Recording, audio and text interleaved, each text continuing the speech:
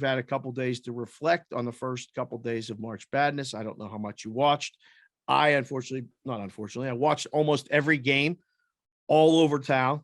Saw a lot of people that were in town. It turned into a bigger circus than it has been in years because we don't have mask mandates here and everybody needed to get the fuck out of their house. So they came here to Vegas. So it was a lot of fun hopping around from book to book. CH, did you watch it?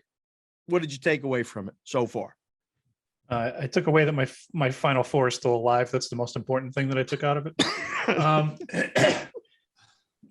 And I think I tweeted the other thing that I took out of it was that on which day was it? I think it was Thursday. No, it was the second day. It was Friday. I went to the place up here that's going to be the first book in my area that they got approved. I think it passed in November that they're going to start taking bets. Oh. And I walked in there and on Friday afternoon, about a half hour after the games started, and we had, what did we have? We had the NHL Network on one channel. Mm-hmm. We had MLB Network on another channel, mm-hmm. and we had two games on. And I said, guys, you can't do this. Can you put the games on? And they finally took care of it. Those were the important things. But yeah. As always, great fun to watch. I love watching the games. I'm very happy about a couple of my picks that made it through. I'm pretty excited about a couple of these double-digit seeds that are playing tonight and tomorrow. That what are they doing there, right? It's always exciting to see some of those Cinderella teams. So good weekend though. Newbie, you've been doing the shows on Wager Talk, as an executive producer over there as well. Between Puck Time with McGinnis and Carmine, who I saw here. I don't know if you guys know, McGinnis is 6'6". Like, he is a big bitch. I mean, he's a big dude. And Carmine, you do the hockey show, but then also Present Teddy, and you do that show. So you listen to all this stuff. Did you watch it? Did you take anything away from it? Oh, absolutely, man. I look forward to it every year. I say it all the time. I don't know. Absolutely. Like, nobody knows shit. We know that. And I might get a background worked up for that for next week's show. We know that nobody knows shit, but I don't know fucking shit about college basketball. Too many teams, all that. March Madness rolls around, I become an expert, man. I absolutely love it. I watch, just like you, every single game. I got the 2 screens set up and my laptop as well, tracking all of that. I got my buddy Paul Roberts, who's sending me his locks, and he's on a fucking run, dude. And he's not like a professional bettor or anything like that, as much as that's a thing now. Right. But he's like 75% or something like that, like picking a nice healthy clip. So the losses are coming, but I've been locked, man, and there have been some terrific games. My bracket not doing as well, but just like last year, I end up in first place in our bracket pool through the first 2 rounds because I'm so solid at being able to pick the upsets early. I just can never pick who's going to keep moving on. So my Final Four not intact. My Final Four, for lack of a better term, is fuck diddly poo. So not going to be winning it, but I at least feel good that I'm alive here. What I'll say, Dave, is that Arizona TCU game. I know that the big story is the Peacocks, the St. Pete's, strutting like peacocks. But the TCU Arizona game was genuinely one of the best basketball games I have ever watched because it had everything. It had a dog, nearly taking down a top seed. It had bad calls that you get to bitch about. Was that a foul at the end of the game? At the end of regulation? Yeah, the thing was, in my opinion, it was either a foul, like a blocking foul, or it was an over and back. The fact that they didn't call either of them, I was a little surprised because it was one of those 2 calls. I think, big moment. You got to let the teams play, though. I'm sure people who are back in the TCU Horned Frogs, Trent, they probably weren't too happy about that no call at the end. But that game had everything. Even for the UFC crowd, Dave, somebody got busted in the face and there was blood on the court. They zoomed in on the blood on the court of the dude who got hit in the face. Like, that game had everything. If you're a sports fan, that was a microcosm of what you love about sports. The human element of the refs, the physical element of both of the teams not wanting to go home. Just a terrific basketball game through and through. I know the St. Peter stuff is all amazing. I think for my money, that was the best moment of March Madness, was that game as a whole. And you can also probably tell I had an Arizona ticket because I clearly loved the ending of that game. Yeah, that's funny because when you're in the book, you see who everybody has just Yep. because they root. And it's it's fun to be in the book. That was my takeaway. It was so much fun to be in the book again. And thank God not behind the counter. I mean, for all those years, I was behind the counter or locked in a risk room behind a wall, and you could hear all this fun going on. And then being in an office building the last couple of years away from it all, and you forget what that's like. So Vegas is back. Again, got to meet a lot of people and watch games with people that I've done shows with, and you guys have been on here, Cash Considerations with us. Julian Edlow was, we hung out. Sunday was like, where's Julian? Like, where's Waldo? I couldn't find him. Because I go on Twitter and post where I'm at. Come over and say hello. We had a lot of people come up and stuff. Mr. C, Mr. Covey came up and said, hey, man, I'm, nice to meet you, and started talking. He's like, yeah, Mr. C. I said, get the hell out of here. This dude is 6'5" or 6'6". Big boy. He's a big dude. And but we got to sweat out a game. We were all on the same side. He got to sit with Mo. These takes on Twitter, complete nut, but so much fun, full of life. And he had a big ticket on Colgate plus A2. So that worked out really well. The other takeaway I got is, man, it's hard to lay points in these unless it's a short number. These end of these games are so crazy. I don't think we get that going forward, though.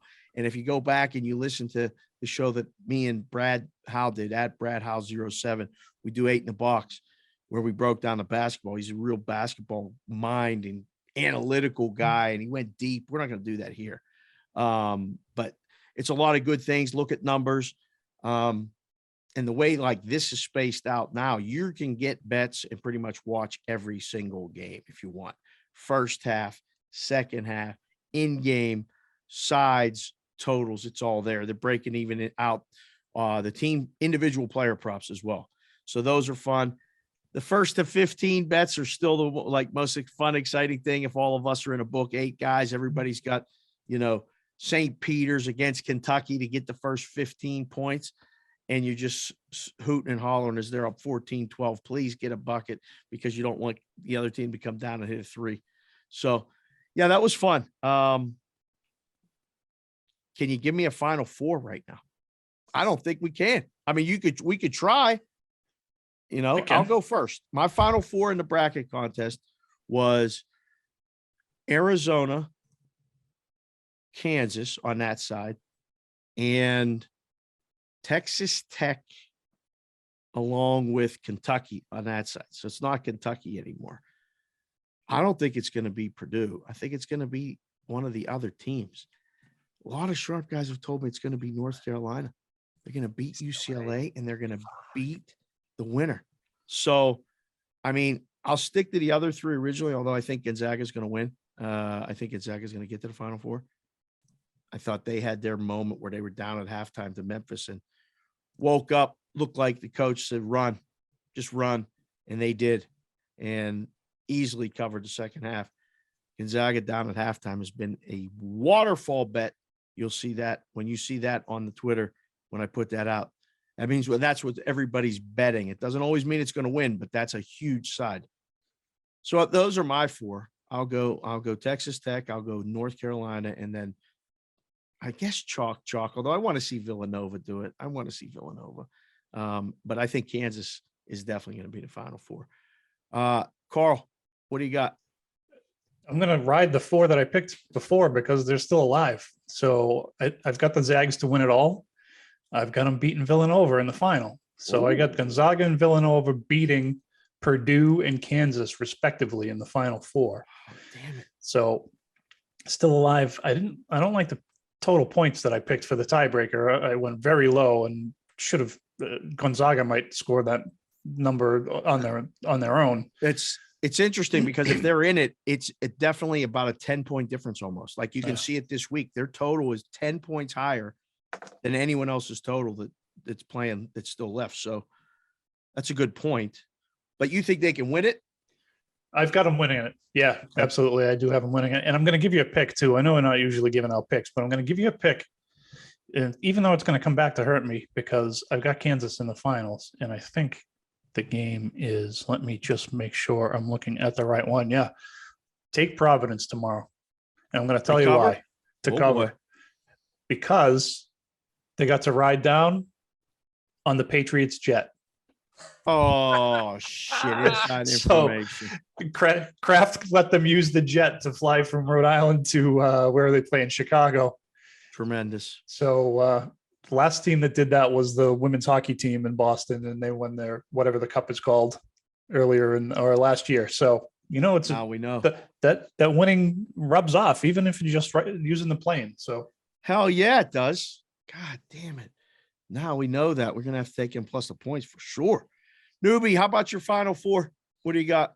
Well, since my bracket is busted, despite being in first place through the first 2 rounds, doesn't matter because I'm hoping everybody shit loses now. So give me Duke in the top. Give me Duke up top. Same side of that bracket. Give me the Bruins of UCLA. Okay. I actually think, all joking aside, like all like the fuck you in your bracket. I actually think UCLA could make the Final Four. They're damn good, man. Really good team. Yep. They also were that kind of surprise team. I talk all the time about how playoff success is linear. They took that step forward. We're in the play-in last year, end up making it to the Sweet 16. I think they make it a little bit further past that. So on the other side, I'm going Homer. Give me Nova moving on from the top there in the South. And for Midwest, I said it at the beginning, Dave, give me the fucking chaos. All you sharp guys and your Ken Palm luck bullshit. Fuck that. Providence, give me them pulling it all, get them to the Final Four, and then we can talk about how lucky they are and how unlucky the duct tape shoe guys are. Yeah, that fucking. Yeah, how long do we have to hear that all season long, Dave? They keep cashing tickets, keep covering spreads, and now there's a little buyer's remorse from all the guys in their fucking protractors and abacuses and bullshit. Was glorious. They took out the South Dakota State Jackrabbits, nothing personal Jackrabbits, but took them out. And then they got lucky that they didn't have to play Iowa, who got shown the door by Richmond. Rich, what? The Spiders lost. Are you kidding me? By a lot. That was one of the more fun bets that I had made. And I was with Peralt. We were all kind of like laughing on all the people that were like, yeah, Providence, they can't win another game. They just did.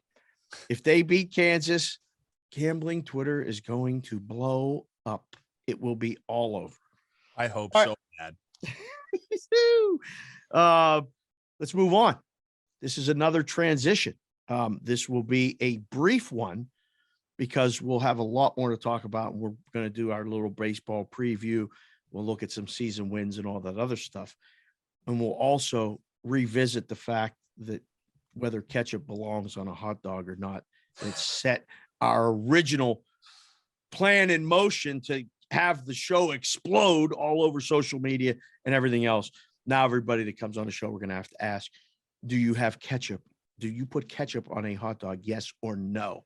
And then maybe we'll make a price before they come on, whether we think they'll say yes or no. Just kind of putting that out there, just in case anybody wants to take it. Just cash considerations, copyright, cash considerations. Just let them know. I'm just saying.